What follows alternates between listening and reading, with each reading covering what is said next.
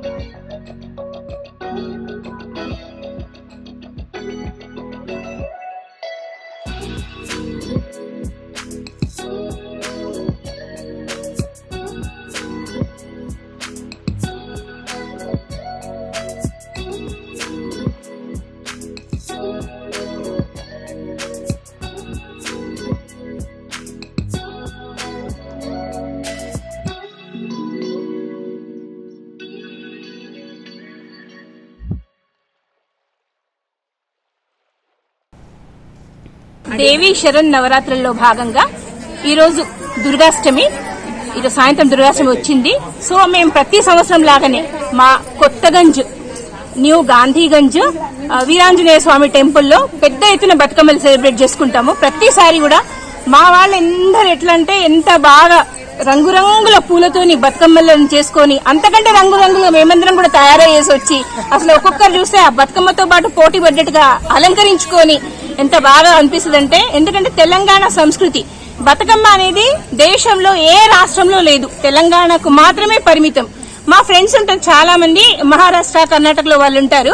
మేము ఇట్లా తెలంగాణ నుంచి అనగానే ఓ వాపే బతుకమ్మ బోత్ అచ్చేకెళ్తేనా అని అంటారు. అంటే అంత ఫేమస్ అన్నమాట బతుకమ్మ అనేది మన దగ్గర. అంటే పూలను కూడా పూజించే సంస్కృతి మనది.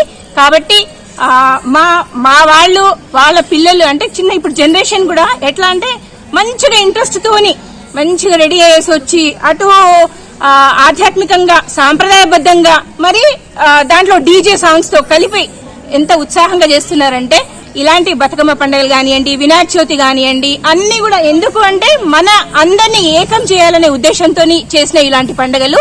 కాబట్టి ఇలాంటి సాంప్రదాయాలను మంచిగా పాటిస్తూ మనము పాటించాలి. రాబోయే తరాలకు కూడా మంచిగా అర్థమయ్యేటట్టు చెప్పి అంటే పండుగ ఎందుకు సెలబ్రేట్ చేసుకుంటున్నాము, ఎట్లా చేయాలి అనేది కూడా వాళ్ళకి నేర్పిస్తే చాలా బాగుంటది. వాళ్ళ అందరికీ కూడా రాబోయే విజయదశమి శుభాకాంక్షలు తెలియజేస్తున్నా.